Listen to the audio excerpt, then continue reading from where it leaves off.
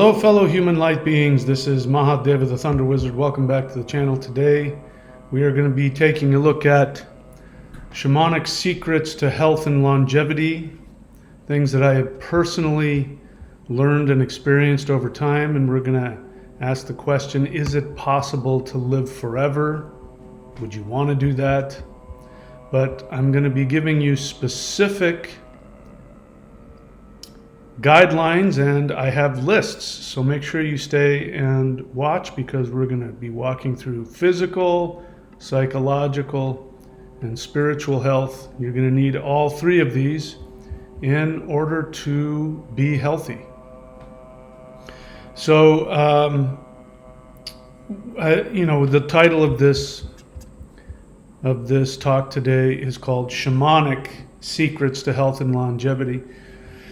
By the way, just in case you're a wordsmith like me, there is no such word as shamanistic. It bothers me when people use that word.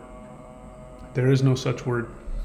Shamanic, that pertaining to shamanism. So a shaman is somebody who believes and is a portal between the physical and the non-physical. So shamanic practices and beliefs is any practice or belief that operates from the principles physical reality is manifested from consciousness. The actual more accurate term would be animistic. Animism is the belief that everything has an anima, or a soul, or a consciousness. So shamanic secrets to health and longevity have to do with allowing oneself to be a channel for life force energy, for consciousness. And the only thing that a shamanic healer does, regardless of what they use, whether they use herbs, or they use healing, or they use counseling, or meditation, or ritual, or whatever they do, the goal of shamanic healing is to bring balance to the individual. There is something within them that is artificially blocking their ability to naturally channel life force and spiritual energy. So I'm going to be giving you practical advice that I myself have been practicing and doing and watching for, I've been on this planet for 60 years now. And so I'm going to give you my understanding of that. So let's just go ahead and get into it. Again, we've got three different categories we need to look at, because you need to have balance on all three of these, and that is physical health, psychological health, and spiritual health. You're going to see some of these things overlap, especially the psychological and spiritual, because the psyche is really sort of the in-between between the physical and the spiritual. The psyche is the part of us that understands, that creates an interface between 3D and higher dimensional spiritual essence. So we're going to need to do all three of those. But let's just go ahead and start with physical. So first thing I would recommend is getting plenty of sleep. Sleeping used to be a problem for me. I can remember, going back into my childhood and into even in college. Even to this day, I still wear earplugs when I go to sleep. It's just a habit that I do. It's more like a security blanket. I don't know that I really need it anymore. I live in a nice, quiet neighborhood, but I still do that.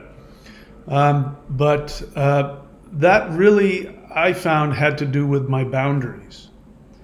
The constant feeling that I didn't have enough boundaries, I wasn't safe. And that's because of, how I grew up. Part of it is I'm extremely sensitive. Many of you may not know this, I forget it. I don't talk about it because I forget about it most of the time. But I'm not supposed to be here. I should have died at birth. And I was born extremely premature. We don't even know. I mean, at least 6 weeks, maybe even more. Now, I don't know what they do now with premature babies, but when I was born, what they did the exact opposite of what you were supposed to do. What they did is they put you in a fishbowl and they pumped in oxygen. So you didn't get any human contact. So I was a premature infant, and the doctors were telling my parents that I wasn't going to live through the night. In fact, at one point, they were pumping oxygen into my little fishbowl, and they went to my parents and they said, if we keep the oxygen up at this level, he might go blind. I don't know what that is, why, but that's what they said.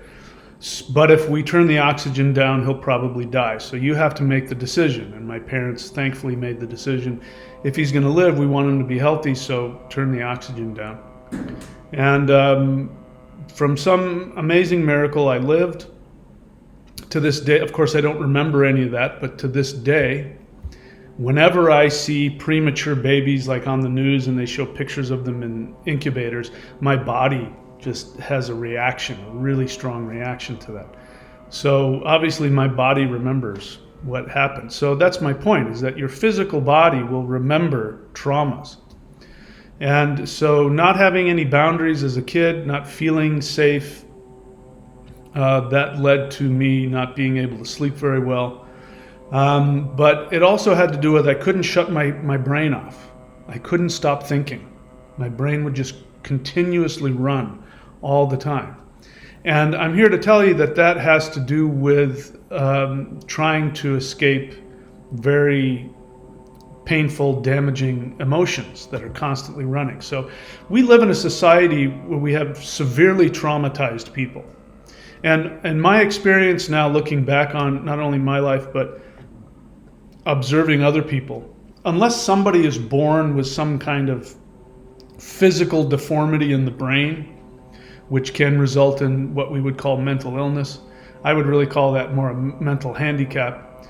But all mental illnesses are a result of the person trying to avoid traumatic feelings. And to the extent that somebody becomes super, super neurotic to the point where they're trying to get away from their feelings, it creates a schism, and they lose connection to objective reality. And I'm not minimizing it. The biggest issues we have in our society would be forms of narcissism, including things like borderline personality disorder, narcissistic personality disorder. My observation of our world society is becoming increasingly more chronically codependent. And, those are words to most people, but it really comes down to not feeling safe in your own existence. And that creates so much trauma that the brain, the intellect, which people confuse with the mind, the intellect starts to go crazy and is constantly thinking about everything. So, and it affects your sleep. And let me tell you why sleep is so important. I mean, the obvious is that sleep allows the body to regenerate, especially repairing tissues and cells. That's true. But I'm here to tell you the real main reason for having to sleep 8 hours, which I do recommend. Sleeping 8 hours isn't as much for the body as it is for the psyche. Because remember that your psyche is not a real thing. It's a programmed avatar character. And when that thing gets fractured, we say people have emotional issues or mental issues.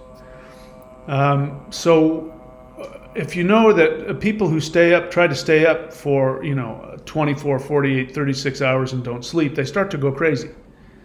And the reason why they go crazy is because their psyche starts coming apart, because it's a construct. So sleep allows the construct to repair itself. As you know, when you fall asleep, the first dreams that you have when you fall asleep usually are you going through what you've gone through during the day. You're not going to remember this when you wake up, but sometimes as you're falling asleep, if you're woken up, like if you're watching TV late at night, you wake up, you'll be dreaming about walking to the car or, walking through the house or doing some menial task. And what's happening is the brain is going through the entire day and is deleting all of the memories that don't serve the psyche. You had a really fun event. It was beautiful. You made love to your wife. Your kid was born. Something. You went to a fun sports event.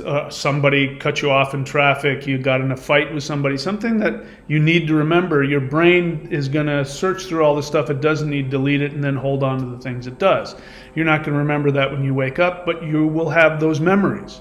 They will be accessible, at least for who knows how long.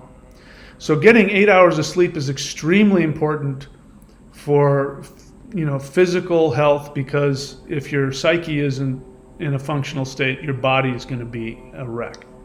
So that's my first recommendation, is to get 8 hours of sleep.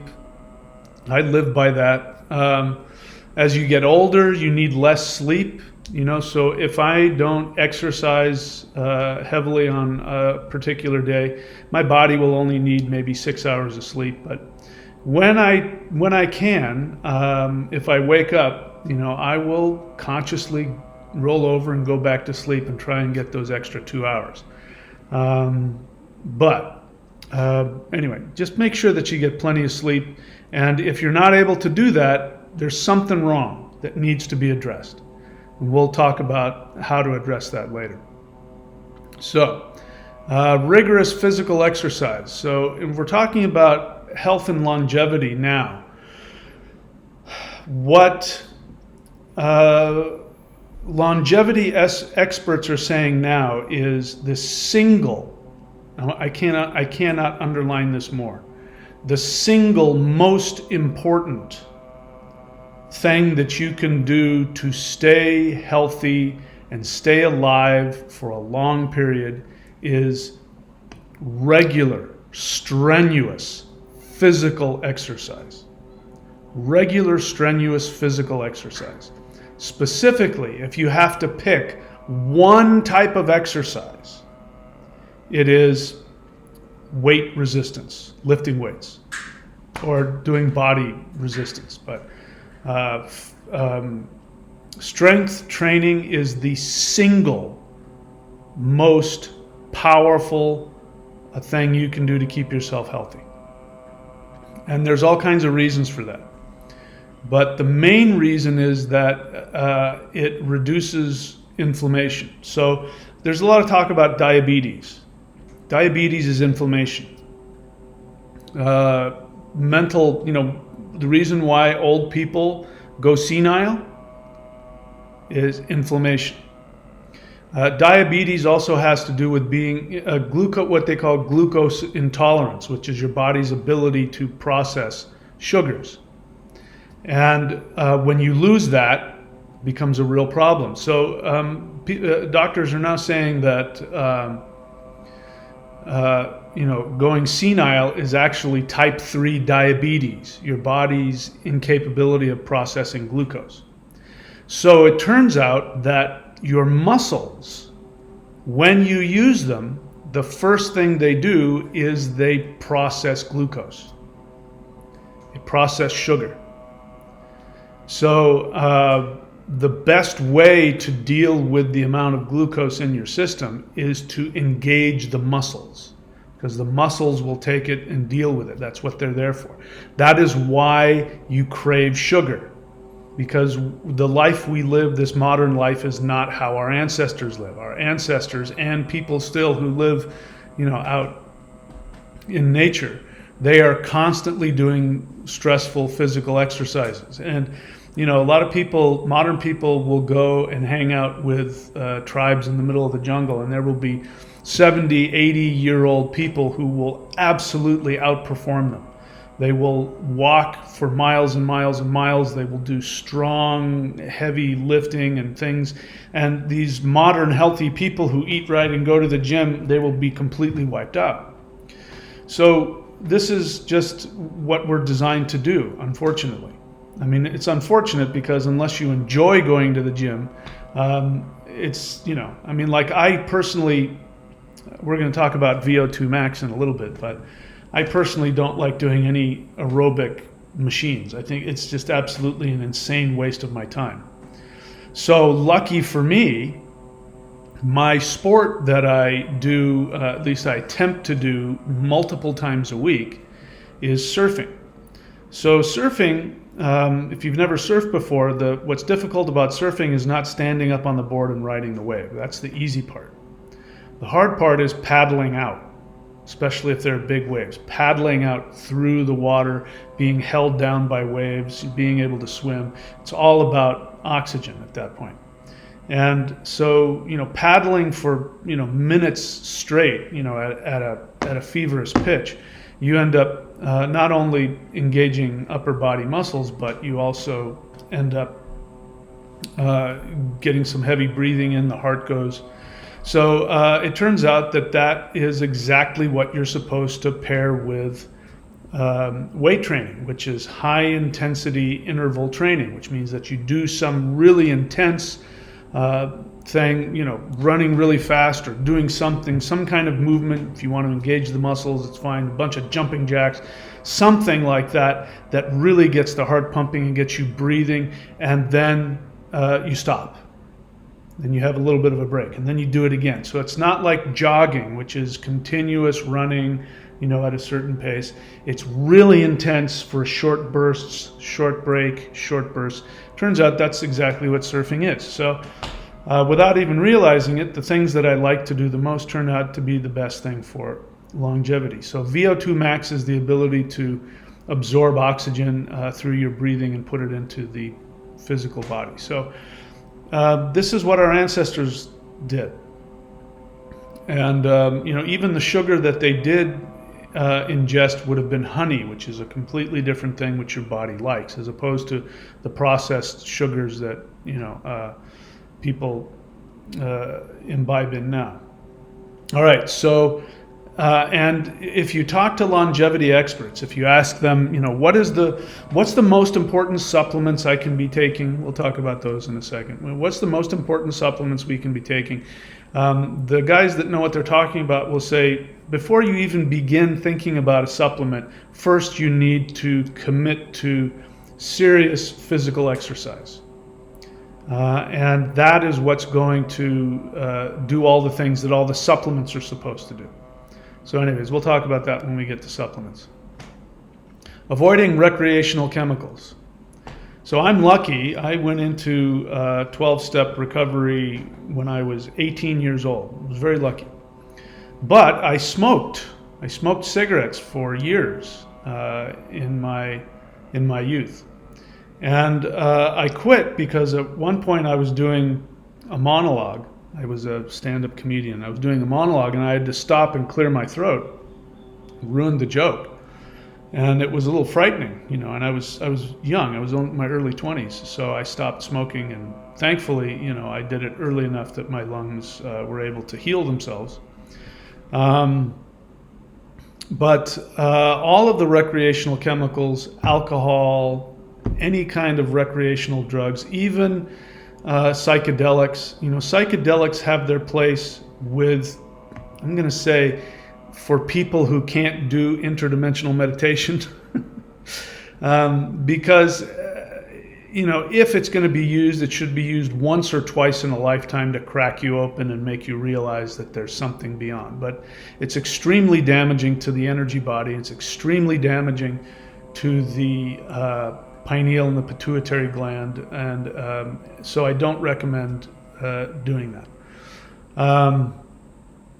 But why did I get on that subject? We're talking about recreational chemicals. So avoid everything, including I don't drink coffee anymore. The caffeine is really hard on the adrenals. I don't recommend that. Your adrenals are incredibly important for all kinds of physical things, but in terms of energy, energy for meditation, you need your adrenal glands to be healthy. So I would get rid of coffee, obviously cigarettes, vaping. If you're not willing to get rid of all that stuff, all I can tell you is that you are asking to die sooner. And we'll get into some of the reasons why. So obviously avoiding junk food. My body's gotten to the point where I can tell what my body wants to eat and what it doesn't. So even though I personally love junk food, I mean, who doesn't? Again, because in the way humans normally exist, we crave sugar, we find honey, and we eat honey and we eat gobs of it. It's extremely healthy, and our body doesn't know the difference between processed sugar and things like honey. But junk food, all of the chemicals and the stuff that makes it taste good, we crave that because those are things that are very hard to find out in nature. Salt is not an easy thing to find. So when we find this stuff in large concentrations, we gobble it up because our body thinks that, I'm getting this really hard to find chemical and I'm going to store it up. But anyway, obviously eating crappy food is not going to be healthy for you, so I don't recommend that. Fresh foods, processed foods, you've heard it all before, but fresh foods make a difference. And obviously because, the nutritional value is bioavailable, et cetera, et cetera. That seems pretty clear, but that's something that you're going to have to do if you want to live a long time. Lots of protein. So there's been some controversy about high versus low protein diets, and it is now proven. I mean, it's just been proven over and over again that human beings need just a ton of protein.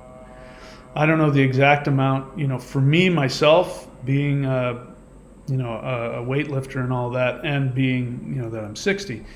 I have to drink 3 or 4 protein shakes a day just to get enough protein to make sure that I'm keeping the muscle mass that I have and giving my body the chance to create more if I'm training hard. But it's just also, if you want to know why human beings started cooking their food, because we go way back in time, and human beings at best were they were they were gatherers. They were gatherers before they became hunters. But one of the things they started to do is they started to eat carcasses, and so we learned how to make fire so we could cook our food, so that we could get access to the protein, so that our brains could function. If you don't have enough protein, you're not going to be able to think straight. Your brain uses a ton of sugar and a ton of protein. And if you don't have that, you're not going to be able to think straight. Not to mention the fact your physical body's going to need that. If you realize how important protein is, and you look at gorillas, for example. Gorillas are vegetarians, but they eat unbelievable amounts of plant material on a daily basis. You couldn't possibly eat that much plant material. Their body is capable of processing it and getting all the protein out of it.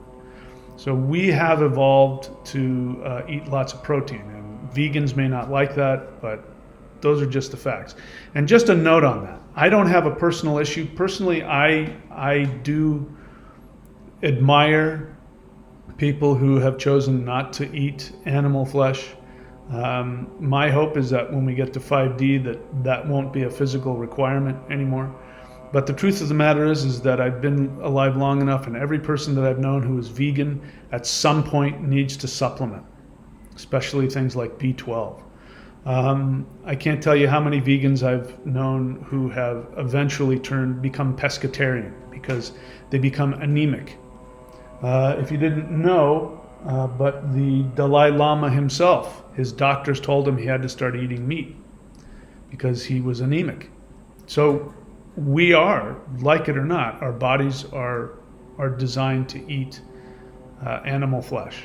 And you can do whatever you want with that. If you want to supplement yourself so that you get the nutrients so that you can do that, by all means. But you're going to have to accept that fact about your reality. So you got to get plenty of protein.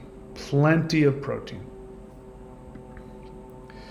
Supplementation. We'll talk about supplements. So the biggest supplements in longevity are what you've heard before. I mean, you've heard this word over and over again. Antioxidants.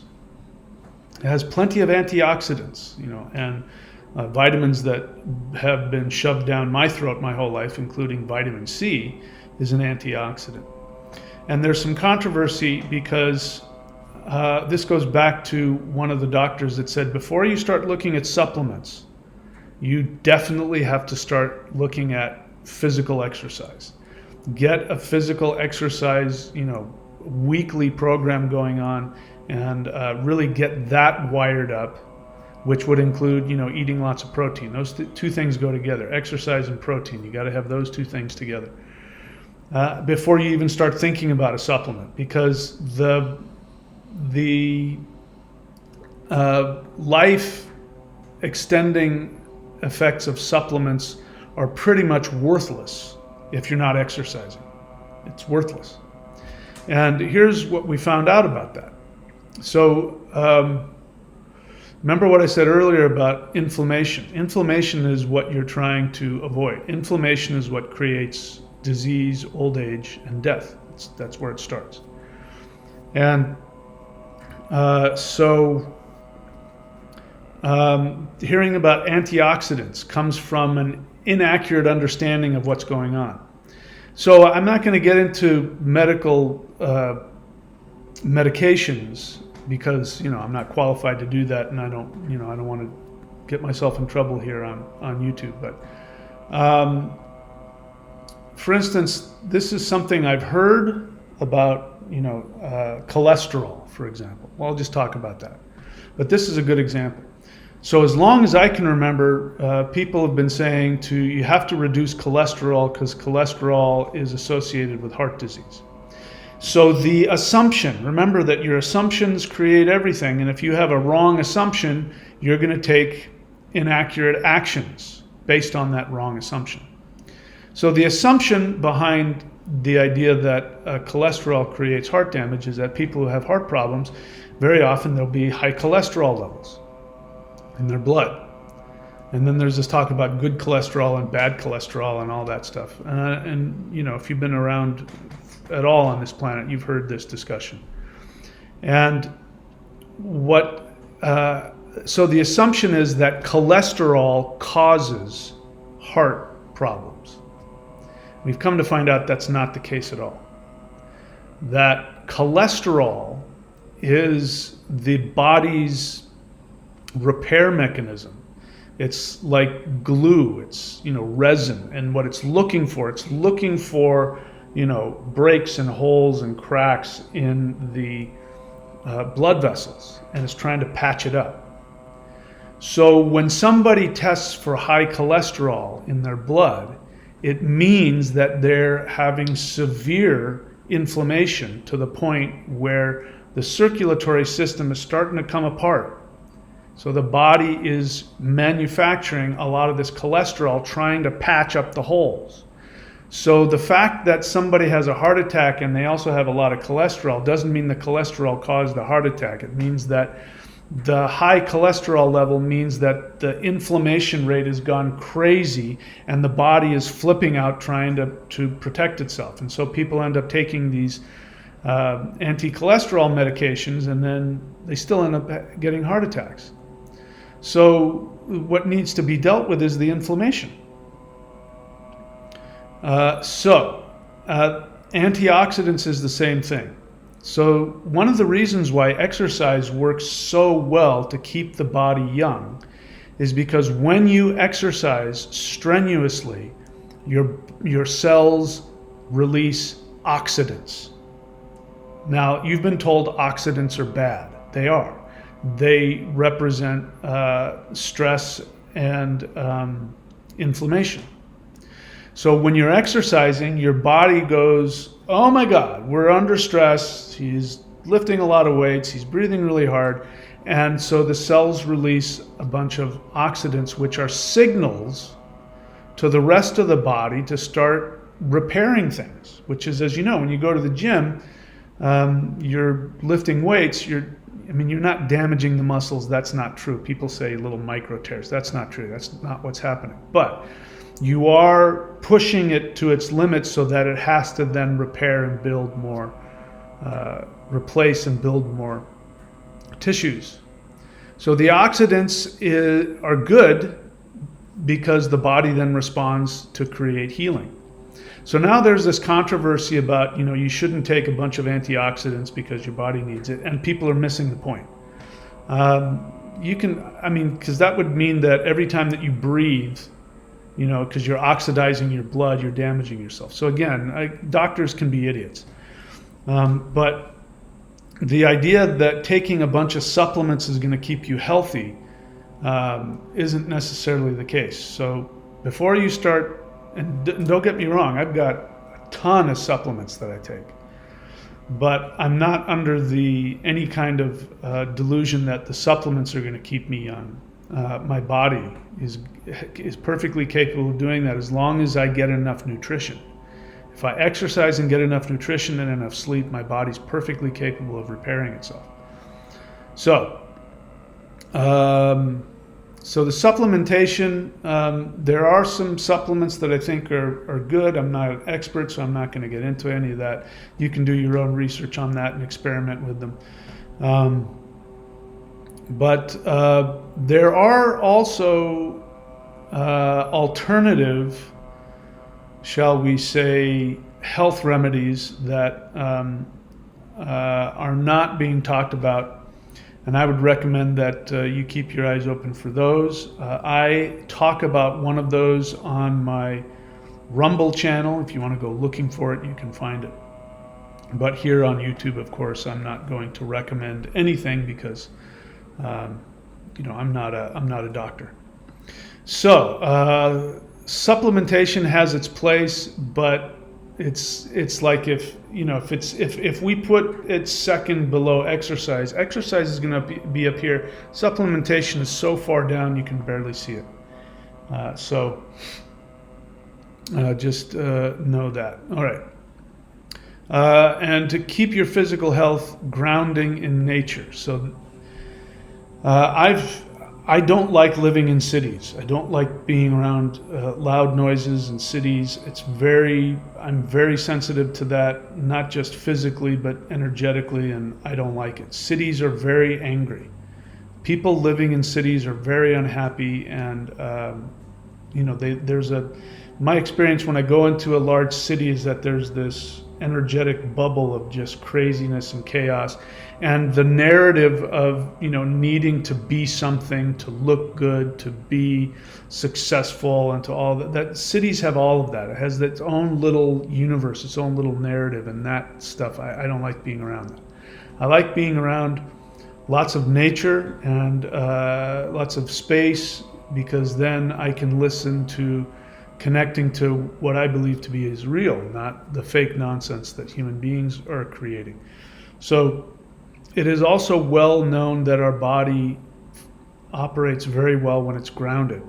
There's a reason why I live where I live. I walk around in bare feet all the time, and I walk around on the beach and go swimming in the ocean, and all of that. That has to do with getting your body's energetic system in alignment with the earth. The electromagnetic frequencies of the earth is incredibly important to help the body stay healthy and young. All right, let's get to number 2, which is the psychological health.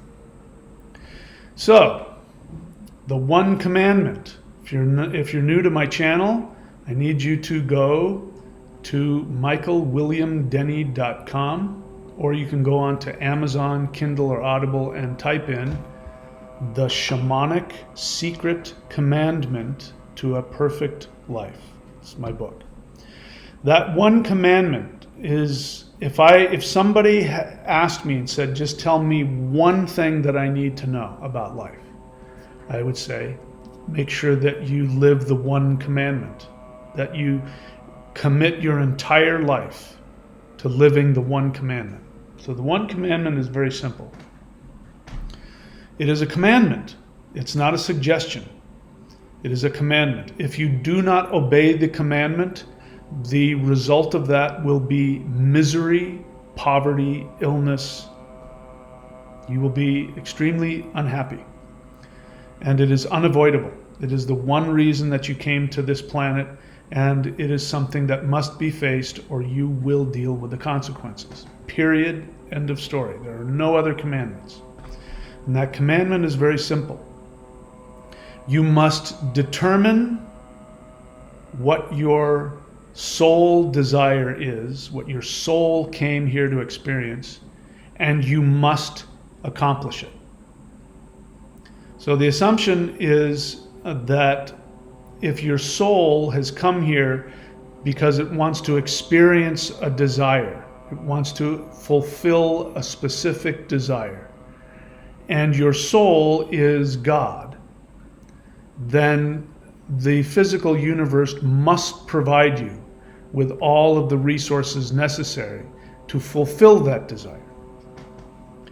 So we talk about that a lot on this channel, and there's really only two things going on in this world for people who are incarnated here. There's only two things that they need to focus on, and that is they are either taking actions to fulfill the desires of their soul, or they are taking actions to be accepted by the narrative, religion, society, friends, family, spouses.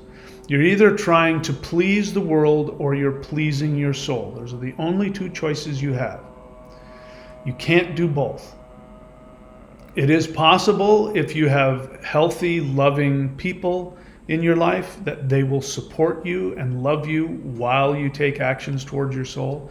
And it is also very likely that human beings will judge you, attack you, ostracize you, and try and block you from achieving your soul desire because you're a threat to them seeking to be accepted by the world. Ways of being accepted by the world are needing to be rich, needing to be famous, needing to be powerful, needing to be accepted and loved, needing to devalue yourself, to mute your brightness so that other people will accept you and love you, making yourself an object so that people will love you, whether that be sexual or whether that be if you're perhaps a rich man, your money is how people accept you. You get what you want because you pay people. You're a beautiful young woman, you get what you want because you sexualize yourself. These are just examples. So you're either throwing yourself away in order to get loved and accepted, even if going and spending, working 60 hours a week creating a business so you can be rich and powerful and think that that's going to make you happy. That's going to make you miserable. And it goes the other way around. There's a reason why people love to watch videos about how to manifest millions of dollars. Because the assumption is that money will make it all okay. As long as you have money, you think you'll be all right. And that isn't true. Money is a made-up, arbitrary concept. It doesn't exist. It is really just the symbol of being accepted. There's a practical reality, while we're here in 3D, we have to pay bills. But if you follow the desires of your soul, you will be given every single resource that allows you to fulfill that desire. You may not have a mansion, but you might have everything you need. You might be very happy. So that's the first thing that we need to focus on when it comes to psychological health. And by the way, physical health is the manifestation of everything. So everything that I say beyond the physical health, it's going to be reflected. If you are not following your psychological health, your physical body will suffer. So we're talking about old age, disease, and death. So the first thing was we looked at the physical part, and now we have to look at the psychological part. If you're not psychologically healthy, your body will physically suffer. So the second most important thing to do for psychological health is taking contrary actions. As I'm sitting here thinking about it, contrary actions are extremely important for reasons I haven't talked about, which is taking contrary actions empowers your sense of individuality. So the point of all psychology, as well as spirituality and meditation, the point of all of it is to become an individuated person, which means that you get your value and your worth from within, not from anything outside of you. If you are truly individuated, people can hate you and ostracize you, criticize you, and you won't take that personally. Now that's not easy to do. I haven't perfected that yet, but that's the goal. To be detached, have compassion and love for everybody, and not need for them to like you, accept you, or be happy with you. That's individuation. So whenever you take contrary action, what does contrary action mean? It means taking actions that are completely opposite to what your instincts are telling you to do in the moment. Now, you have to do this at the right time. So the way it works is you know what your soul desire is. You know how to fulfill that. You know what actions to take. But those actions are going to be contrary to your internal resistance because your unconscious mind wants to be accepted by the world. This is childishness. So this is about maturity as well. A mature person doesn't need other people's approval to do what they know is good for them and good for the universe. A child, however, needs mommy and daddy's approval. So codependence is if we're to boil it down, it's just immaturity. The inability to be individuated, the inability to be an adult, the inability to be self-managing and self-caring. So, I don't know what got me started on that. Taking contrary action. So when you know what it is that you want to do, and the circumstances aren't in your favor, you don't have the money, you don't have the resources at the moment, you don't have the opportunity, things are very difficult, the people in your life won't support you. Just to give you an example, there was a guy that came on the channel a couple of days ago, and he was flipping out, and I can't tell from the text how old somebody is, and it turns out he was just a 19-year-old kid, but he didn't have a checking account, and he still lived with his parents, and he had bed bugs. Assuming all that is true, my suggestion to him was, what you need to do is go get a job and get the hell out of your house. And by the way he responded, my feeling was that he wasn't going to do that anytime soon. So that, again, is immaturity. But in order to mature, you have to do the most difficult thing. That's why I told him to do that. Because nothing I said or did, or nothing that I taught, just to let you guys know, I'm not here just to make a buck.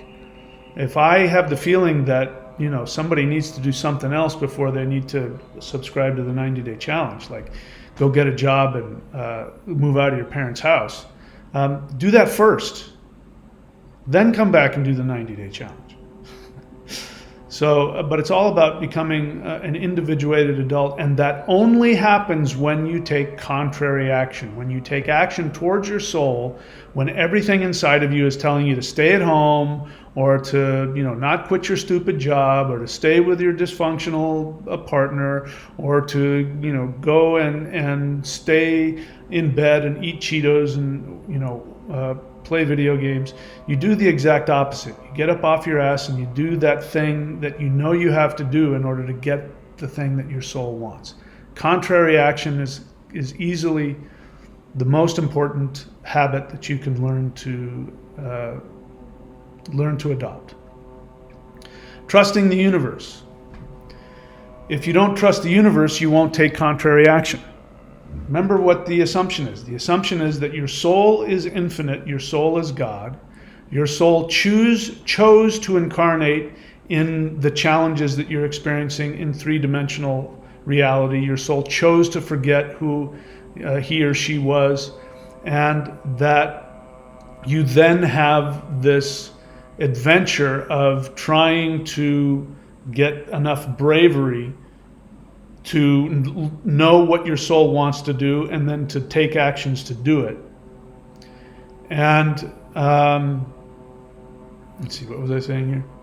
And in order to take contrary action, when you don't have the money, when you don't have the support, and when you don't know clearly what you need to do to accomplish something, if you don't have trust in the universe, it's going to be very hard to get yourself up off your rear end and go do it. Now, trust in the universe isn't a feeling. People ask me all the time, how do I get over my fear? And I say, every time I say, when did I tell you you were supposed to get over any emotion? Fear is just a feeling. You're not supposed to get over it. You're supposed to take action in spite of it. Waiting around to feel brave and to feel comfortable, you're never going to leave. It's never going to happen. This is the problem with the law of attraction. Law of attraction caters to that. It says sit on the edge of your bed and screw up a happy feeling and then it'll come to you. You don't have to do anything, it'll come to you. And it doesn't work like that. When you take action on what you know your soul wants to do, even when you're scared, it's difficult, you don't want to do it for any number of reasons, when you act completely contrary to all of those resistance feelings, the universe gives you the things that you're acting towards. The universe is looking at your actions. If your actions say, I'm going to do whatever it takes to make me happy, the universe says, I can see you taking action and I'm going to give you all of the resources that you need. Sitting on the edge of your bed trying to screw up the happiness to go do something, the universe says, I don't know how to help you. I can't help you.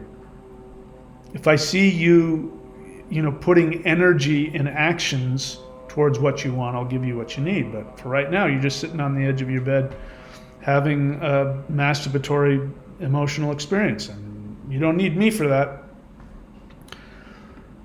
So trusting the universe is very important. And trust is a decision. It's not a feeling. And when I take actions towards what I want, it doesn't mean that I feel the universe is going to give me what I want. I have the assumption that I know that it will.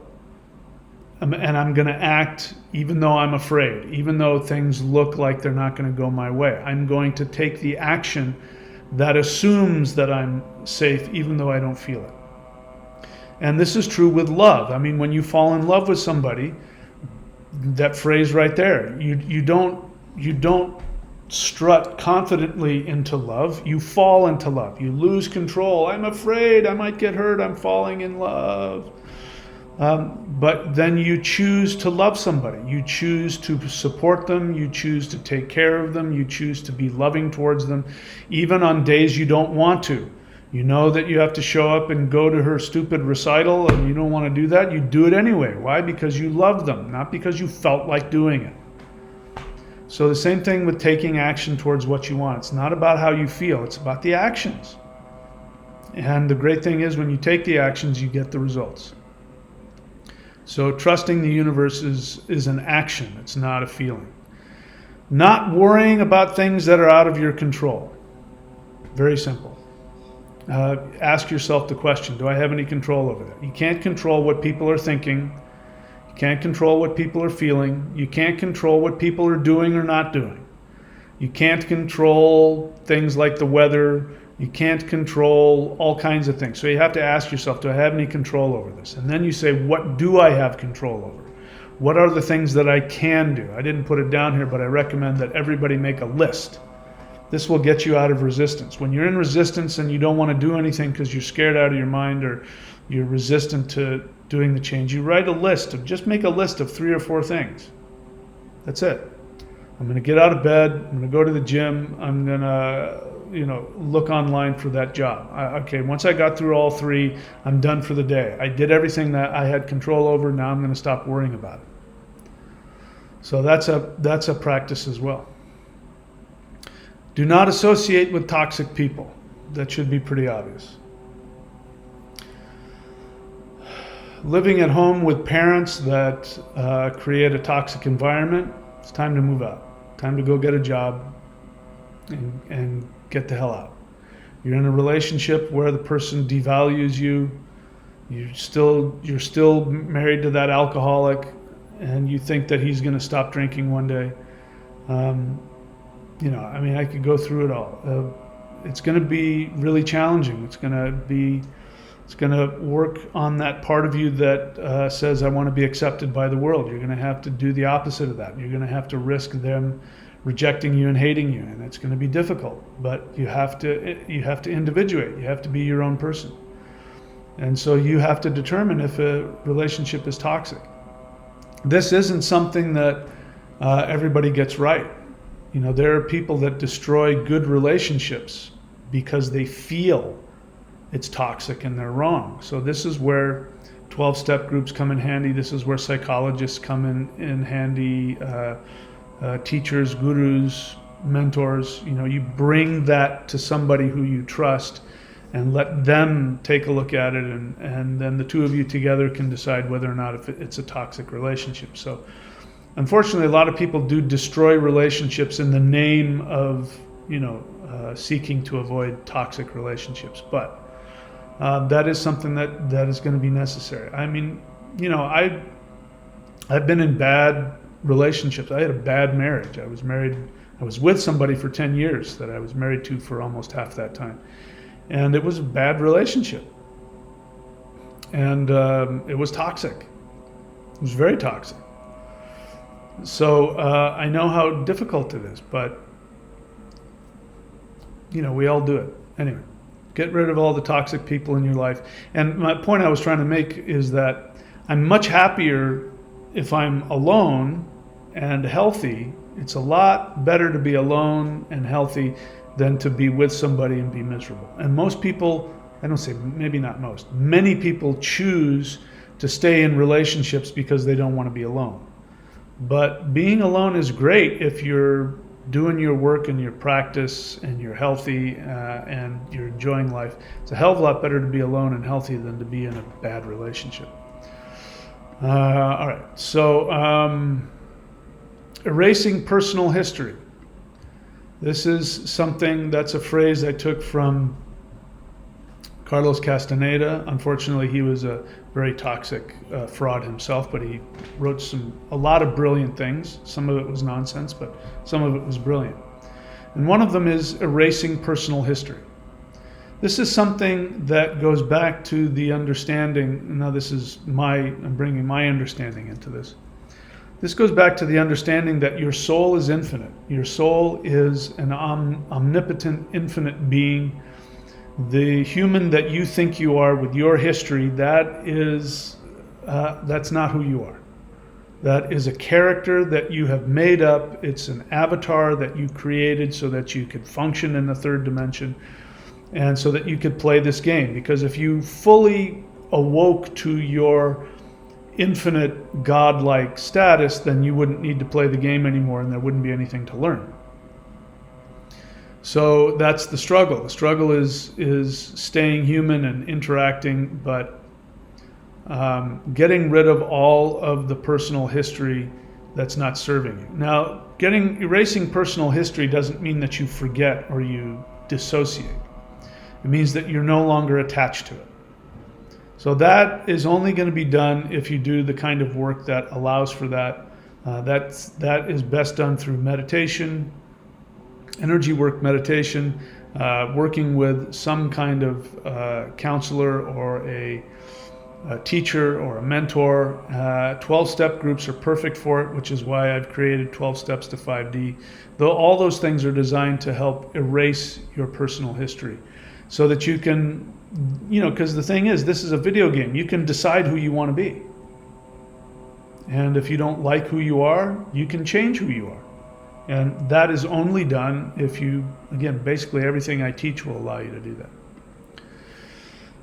Constantly refining your personal narrative. So you've seen, if you've been on my channel, you've seen there's plenty of videos throughout the years where I said I was wrong about. And part of that is because by publicly admitting how I've been mistaken about some things I've been very passionate about, it allows me to not be attached to my narrative. It's embarrassing, to tell the world you're wrong about something, and to be seen, especially when you present yourself as, a knowledgeable teacher, but it's necessary. What I want is I want to know the truth more than I want to know anything else. So this is why I attack people's personal narrative. Let me give you an example of a personal narrative.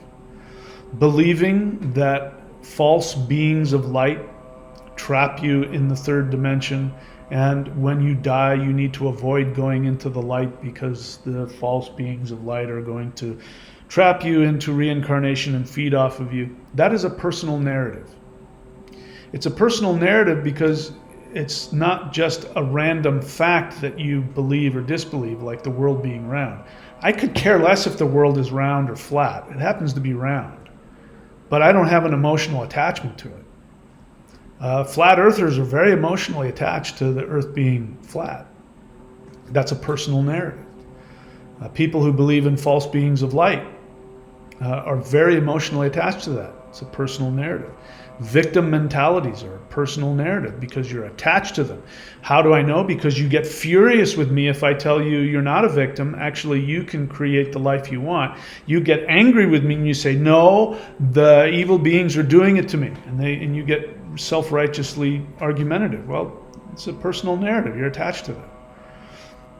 What I do when I do my CE5, my interdimensional meditations, which we'll talk about a little bit later, the experiences that I have and the things that those light beings tell me are so completely destructive of my narrative and of my 3D reality that I learned very quickly that if I wanted to keep my sanity, I take everything that they tell me at face value, but I don't become emotionally attached to it. In other words, if I turn out to be wrong about all these things, the solar flash event, the ascension event, 5D Earth, if I turn out to be wrong about the literalness of that, my goal is to not care, is not to be emotionally attached to me being right or wrong about anything. Only thing that matters is, am I happy? And being angry and defensive over a belief is not something that gives me joy. It doesn't make me happy. So I want to be willing to drop any belief or personal narrative when I become aware that it's inaccurate. So anyway, let's keep moving on. So those are some of the things that are important for psychological health. Now let's talk about spiritual health. Because again, you have to have all three. You can't just have one. You have to have all three of these working together. So look at this. I'll repeat. First thing on spiritual health is the one commandment. Same thing. If you want to be spiritually healthy, the first thing you need to master is the one commandment before you start doing anything else. We make fun of the love and light crowd. And there's no shortage of people who go on to YouTube and they look for those channels where people are supposedly channeling the whatever is the popular alien civilization of the day. They're channeling the celestial masters or the whatever, the Arcturians. That's probably one of the most popular ones. And of course, when you listen to the channelings of the Arcturians, it's very, there's nothing really specific. It's just about feeling good and being happy. And it's not that it's untrue. Focus on the positive and create your reality. Those things are accurate as well. But those same people who believe that will also believe that there's a war between evil reptilian beings and the blah, blah, blah. They get half of it right. But they don't get, it's true that we do live in a world where there are dark force humans that are controlling, the elites that are controlling this world, and they got horrible things going on. But people need to have their victim mentality as well, so they project it out into the world. So the one commandment, the assumptions behind the one commandment must be thoroughly integrated, and even if you don't thoroughly understand or believe it, you must act as though it's true. This is the great thing about assumptions. You accept an assumption and then you act on it, regardless of whether or not you've proven it to yourself. Let me just tell you that one commandment, that book, this Shamanic Secret Commandment to a Perfect Life, when I wrote that book, I had not mastered it yet. I had just gotten out of a very bad marriage. I was broke and in debt, and I had no income. I was making a few $100s a month just on books and DVD sales, and that was it. And I didn't want to go to work for anybody else. And I knew that my soul wanted me to do this work that I'm doing, live near the beach and surf. That's all I knew. So I did that. And I chose not to go get a job. I was doing things like doing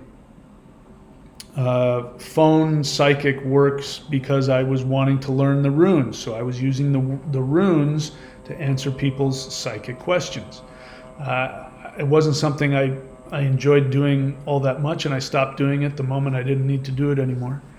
But I was still in the ballpark. I was still not working at Walmart. I was still learning and doing the things that were important to me, and I was bringing money in doing that.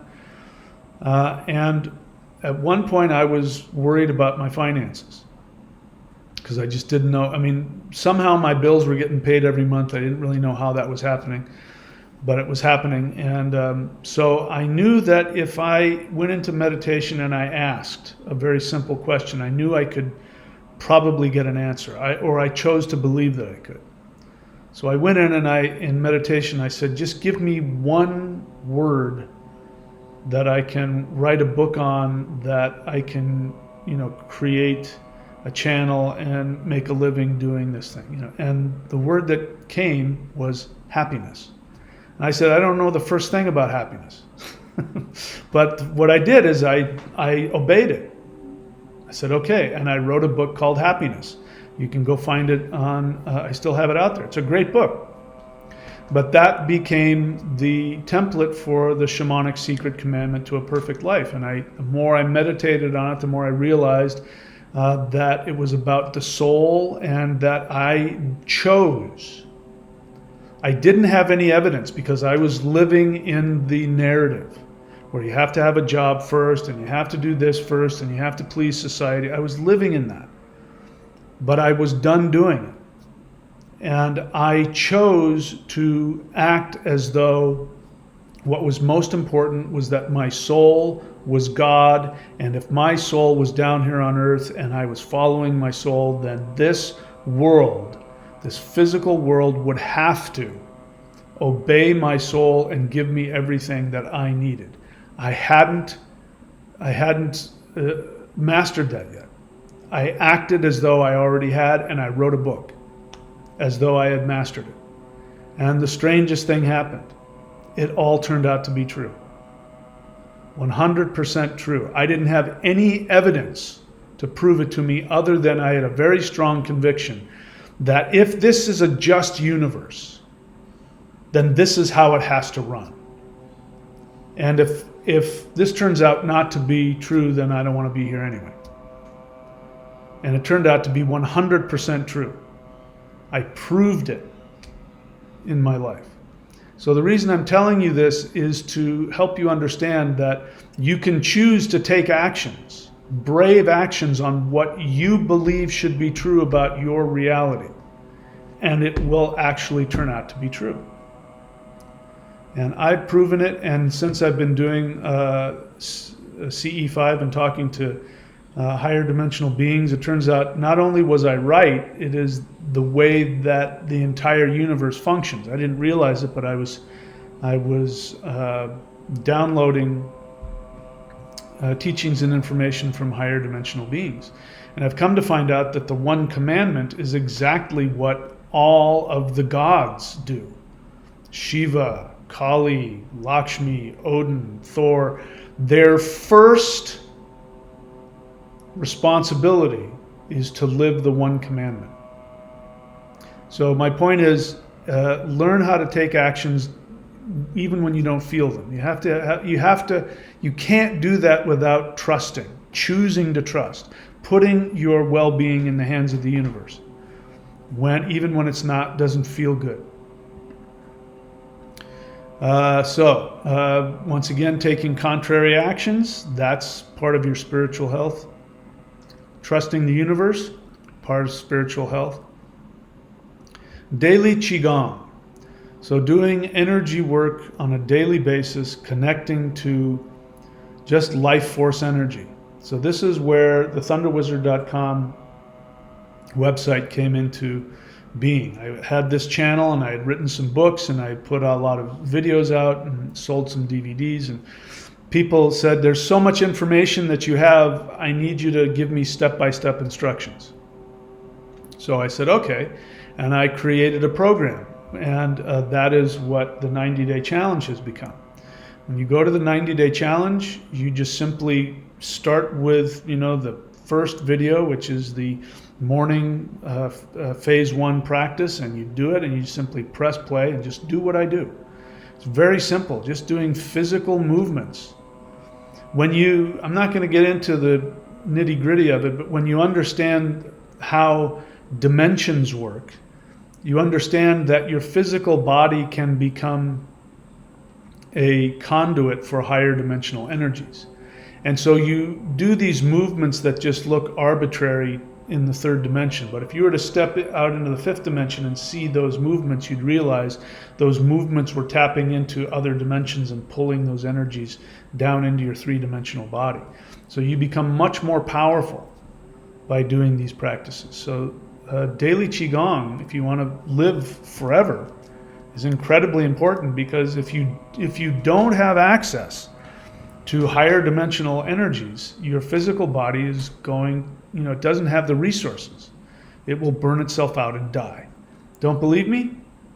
Look at, I don't look like I'm 20 years old, but take this 60-year-old face here and go compare it to the average 60-year-old out in the world. They look 20 years older than I do. And, that's because they don't have these practices.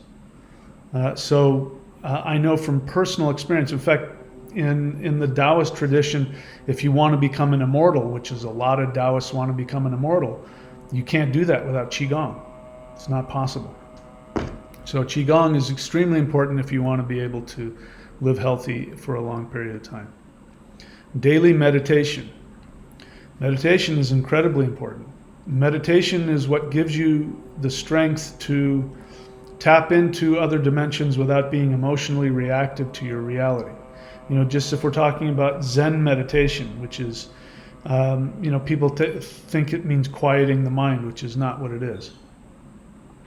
Zen meditation is when you detach and you listen to the thoughts, and you hear all of the chatter in your head, all the stuff telling you you've got to do this, you're going to die, nobody loves you. You listen to all that negative stuff bouncing around, and you don't react to it. You don't engage. You don't enmesh with it. And then you start to realize that all of those thoughts and craziness isn't you.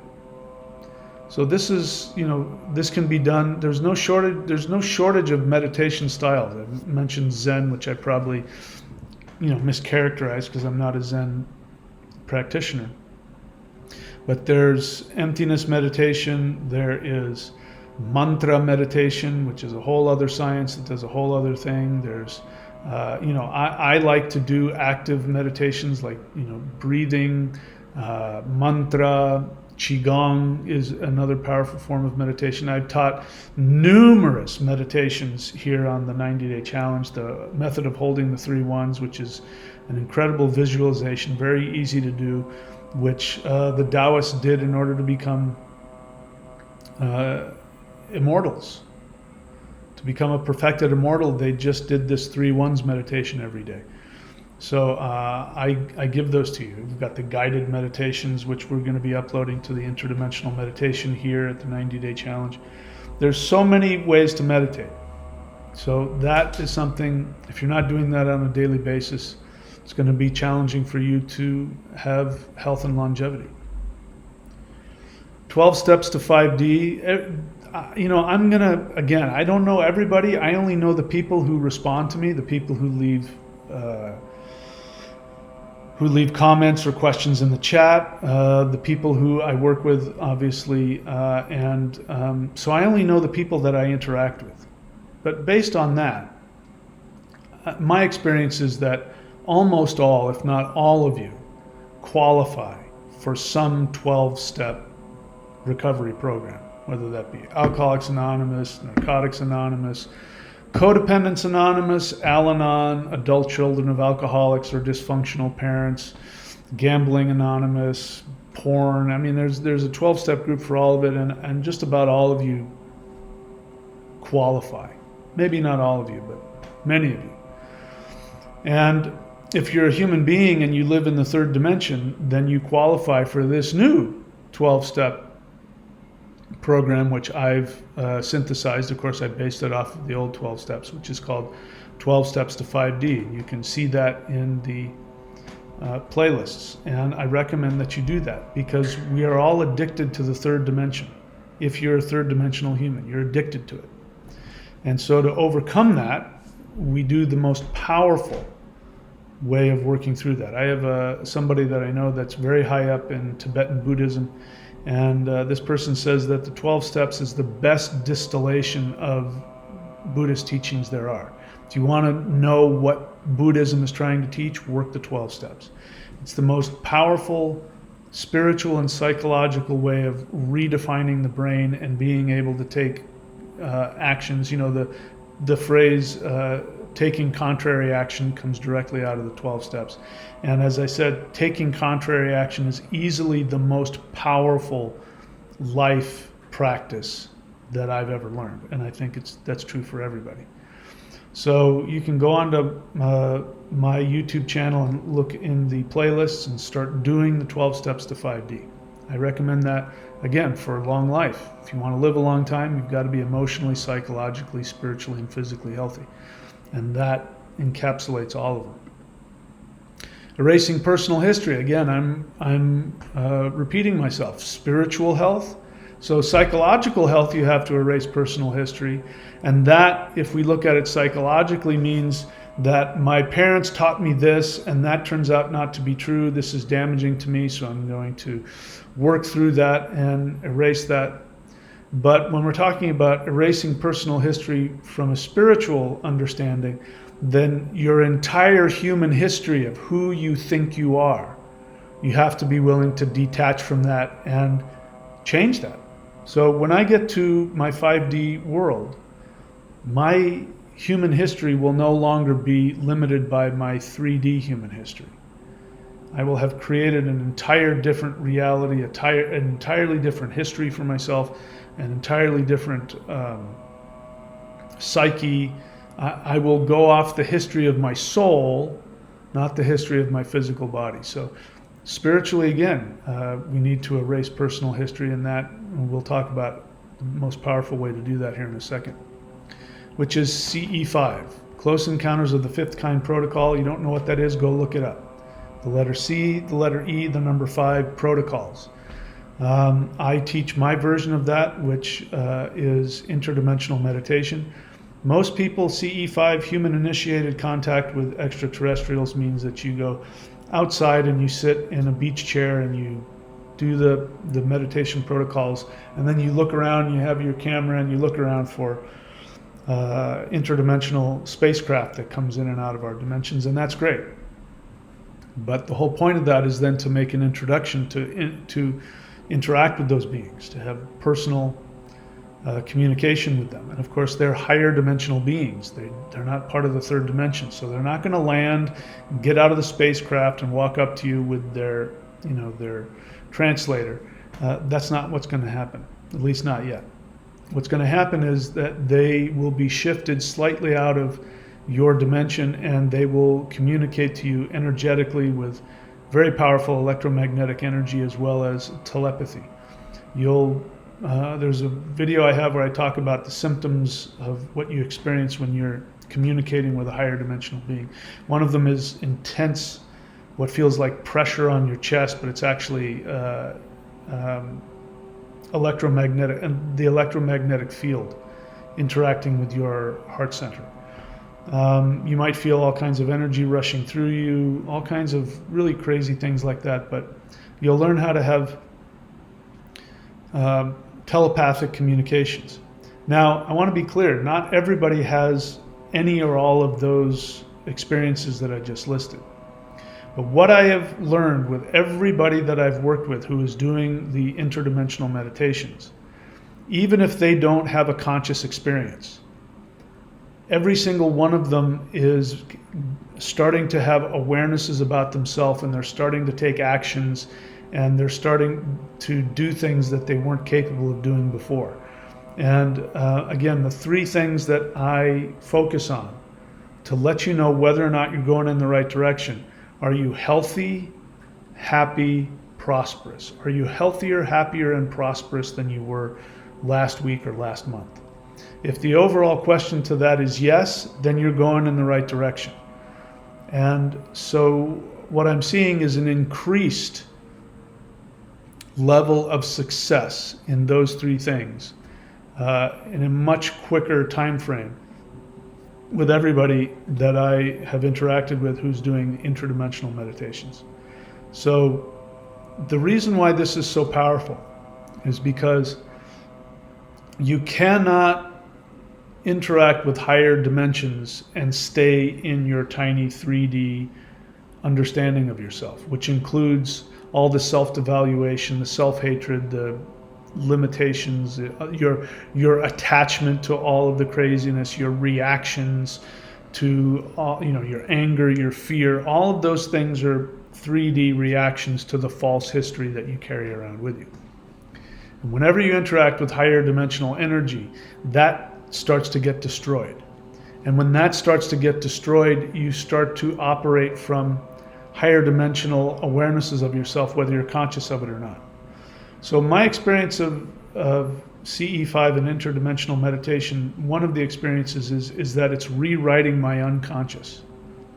And that has its own issues. You start to have, doubts about yourself, and, am I going crazy? You start having that kind of stuff going on. But, there's crazy because you're deluded and self-destructive and insane. And then there's feeling crazy because you start to realize that the world you thought existed doesn't exist anymore. That what you thought, everything was, what you thought the universe was, you find out is not at all what you thought it was. And then you start doubting your sanity. And that's just your three-dimensional mind resisting this new information that's coming.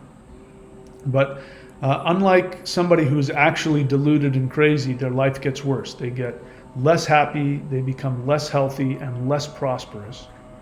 And everybody who does interdimensional meditation that I've interacted with, regardless of their experience, their life gets healthier, happier, and more prosperous. So anyway, there's nothing more powerful than doing any kind of conscious interaction with higher dimensional energies. So last but not least is, for your spiritual health, is creating your perfect 5D world. And at the end of many of my videos, I put up this. Here's one. I put up this meditation, which will help you to do that. But for a while, I was putting up this meditation, which is how to access the quantum field in order to create whatever you choose in the third dimension. So those are my gifts to you, because the more people that do this, the faster this world will shift itself into the next level of awareness. So you can do it. Anybody can do it. And to get back to the suggestion, creating your perfect 5D world, there's multiple ways to do that. So you can do it the way I do it, which is I actually imagine myself going to a completely different world in a completely different dimension, and I follow what my light beings have told me, which I have a very strong emotional,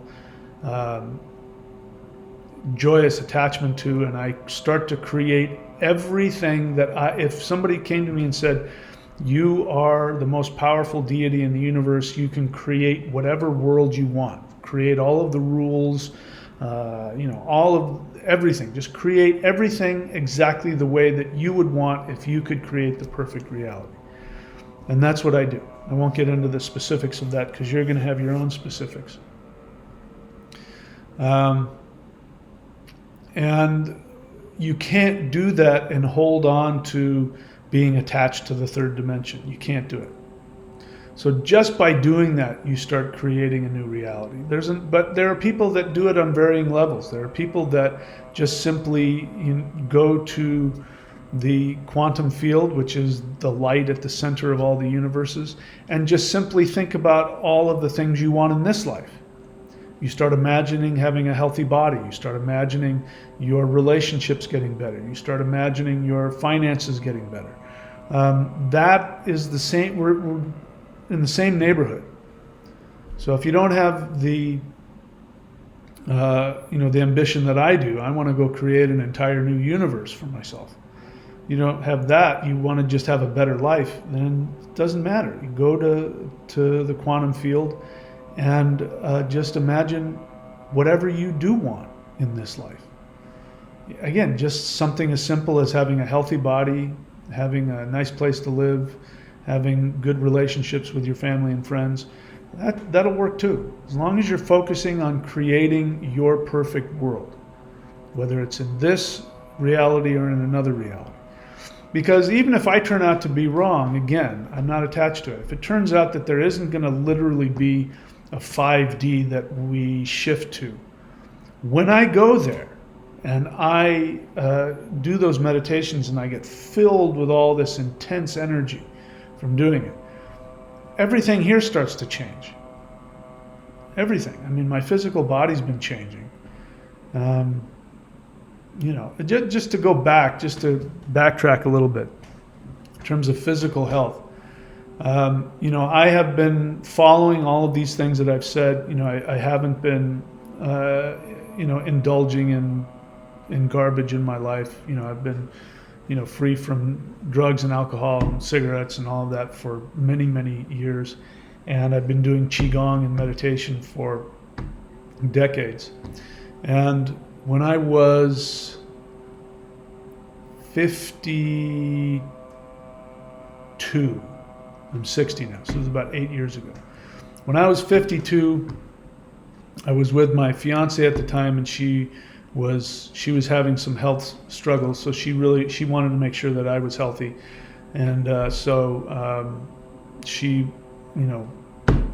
long story short, I had a blood test taken and look at all my levels, and so we got the report back. I didn't care about that. I still don't. I'm healthy. I can tell if something is wrong, I can feel it, and I've been able to heal myself of everything, short of physical things like needing to go to the doctor to have things sewn up and fixed. Outside of that, I've been able to heal everything just by meditation alone. So I didn't care about that. I knew I was healthy. I didn't care whether I was a 52-year-old healthy or a 30. I didn't care about that. I just knew I was healthy. But she wanted to know. So she got a hold of this, and she was looking at the report, and she's reading my blood work, and she starts to get this weird little grin on her face, and I said, "What?" She said, "This doesn't make any sense." Says, "This thing says you're 25 years old. You don't have any of the stuff that people, 52-year-old men have. You don't have any of this." She says, "You're not human." I am human. I'm 100% human. There's nothing about me that's not human. But I'm telling you that the human body is not designed to be sick. Everything you've been told about getting old, I mean, when I was 49, what am I saying? My whole 40s, between the ages of 40 and 50, I had so many physical problems. My knee was swollen like this. I went and had my knee operated on because I thought there was something wrong with my knee. It didn't fix it. I could barely walk. I had constant back pain spasms going on, neck pain spasms. The tendonitis I had was so bad, I wouldn't have been able to pick up this bottle of apple juice. I mean, I was just in so much physical pain, and I was told, well, that's what happens. You're in your 40s now. You've been doing a lot of physical activity and a lot of sports, and you've got all these injuries. And I got told all this nonsense.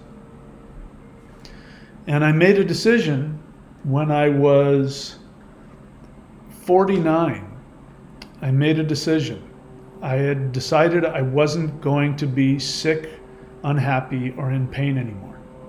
That's all that happened. I just made the decision, and I said very passionately to the universe, I said, I refuse to be in pain, I refuse to be sick, and I refuse to not do the things that I want to do. I won't do it anymore. And I'm telling you, the universe, I'm telling everybody, this is what I'm going to do. And literally within a week, I had packed up my Jeep and was driving away from the house that she and I had built together. Within a week, she wanted a divorce. I mean, when you make the decision that you're going to make yourself happy, the universe will show up and, give you everything. And so part of that was I wasn't going to be sick anymore. It took me a couple of years, but 2 years later, I was free, completely free of all the physical pain that was going on. Every single thing in my body that was painful was gone. And I don't have any of that anymore. And I'm supposedly, heading into my old age. So you can have this. You can be as healthy as you want to be. However, you're gonna have to be willing to live the spiritual warrior lifestyle. And I'll end with this because this is, the most truthful thing I think that I've heard in terms of, ancient spirituality. But my Viking ancestors, long before Christianity, they had a way of living, and that was those who die in battle go to Valhalla. And what that means is people who are willing to die to protect what they truly love will always have victory. And so willing to die in battle means what I said. And that day when I said to the universe, I refuse to be sick, I refuse to be unhappy, I'm going to have everything that I want in my life. I don't know how I'm going to do it, but I'm going to do it, and I'm not going to let anything stop me. I said it and I meant it, and I was committed to take whatever actions were necessary, even if it meant I was going to die.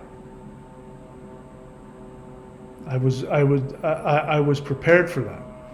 If that was going to be the case, then so be it, but I'm not living like this anymore. And so being willing to die in battle doesn't mean getting a knife in your neck. It means that you are going to do whatever it takes to achieve the desires of your soul, even if everybody in your world rejects you, even if the narrative itself. We had to deal with that for the past 3 years. There were people that had to lose their jobs, lose their marriages, lose their pensions, their insurance. They had to lose everything in order to stick to what they believed was important for their health. And that's what you're going to need to do.